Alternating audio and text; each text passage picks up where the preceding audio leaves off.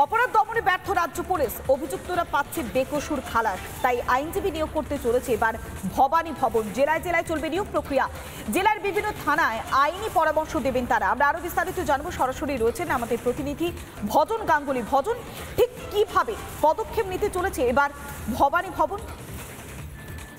পৌলমী, প্রথমে যে কথাটা বলবো সেটা হচ্ছে যে আমাদের এই বাংলাতে যেভাবে আইন শৃঙ্খলার অবনতি ঘটেছে তাতে কিন্তু এইটা পরিষ্কার যে এখানে পুলিশ তাদের নিজেদের দায়িত্ব পালন করতে ব্যর্থ হচ্ছে। এবং দ্বিতীয়ত যে কথাটা বলবো সেটা হলো যে ক্রিমিনালদের, যে অভিযুক্তদের কোনো ঘটনায় যাদেরকে তুলে নিয়ে আসা হয় থানায়, যাদের বিরুদ্ধে মামলা দায়ের করা হয় তাদের ক্ষেত্রে লঘু ধারায় মামলা করা হচ্ছে, যার ফলে এই যে অপরাধী বা এই যে অভিযুক্তরা যাদের বিরুদ্ধে অভিযোগ রয়েছে তারা কিন্তু একটা সময়ের পর তাদেরকে আর ধরে রাখা যাচ্ছে না, তাদেরকে ছেড়ে দিতে হচ্ছে।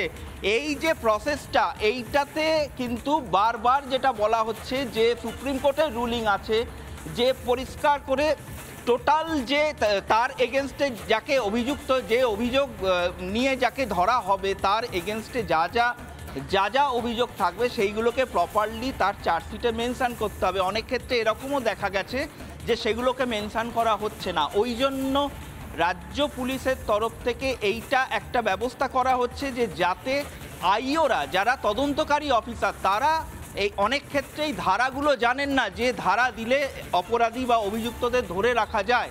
সেক্ষেত্রে এই আইনজীবীরা তাদেরকে সাহায্য করবেন। পৌলমী, সেক্ষেত্রে ভজন, আরো একটা বিষয় প্রশ্ন উঠছে, তাহলে তো এক্ষেত্রে রাজ্য পুলিশের ব্যর্থতা আরো একবার স্পষ্ট হয়ে যাচ্ছে ভবানী ভবনের এই সিদ্ধান্তের পর। হ্যাঁ, একদমই সঠিক কথা।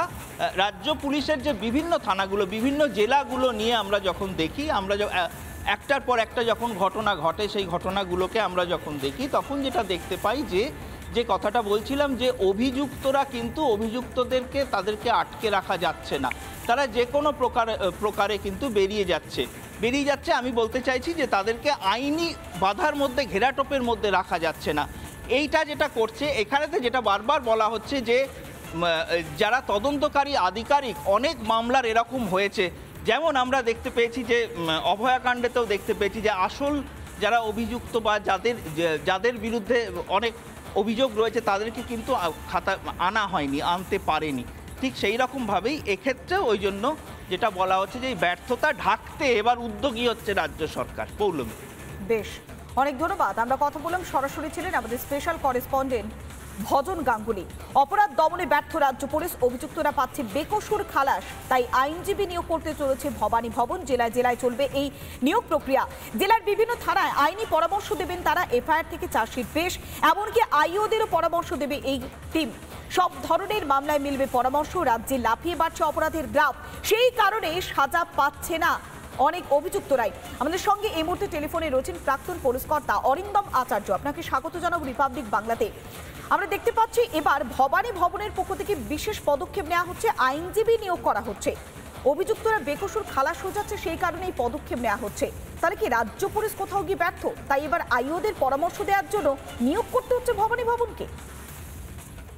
দেখুন, এটা কেন করেছে, কি কারণে করেছে, যারা প্রশাসন থেকে সমস্ত করছে তারাই জানে। কিন্তু আমি আপনাকে বলছি যে দীর্ঘদিন আগে টিপিদের কি কি কাজ করতে হতো, কি তাদের ফুটব্যাক, কি সমস্ত ফল্ট, সেগুলো আজকে এসপিরা কিন্তু একটা পার্সু করতে, এসপিরা যে কোন কেসে চার্জশিট হলে পানিশমেন্ট হলো না, কোন কেসে আজকে ফাইনাল রিপোর্ট দেওয়া হলো, কেন হলো, এইগুলো আজকে পার্সু করার পরে আইওদের সাথে একটা সিটিং হতো। বহুদিন আগে আমরা এই সমস্ত পিপিদের সাথে বসতাম। কিন্তু আমি আপনাকে বলছি, এটা যখন করেছে এটা সাধুবাদ জানাবো, কিন্তু তার সাথে আমিও একটা আশা করব যে 2018, 2019, 2021, 2023-এ যেভাবে ভোটের সময় এত মানুষের মৃত্যু হয়েছে, এই কেসগুলোর কি অবস্থা, এই মার্ডার কেসগুলো যে সমস্ত কেসে নাকি চার্জশিট দেওয়ার পরে অ্যাকুইটেড হয়েছে, সেই সমস্ত ইনভেস্টিগেশন অফিসার এগেনস্টে ইমিডিয়েট ডিপার্টমেন্টাল অ্যাকশন নিতে হবে।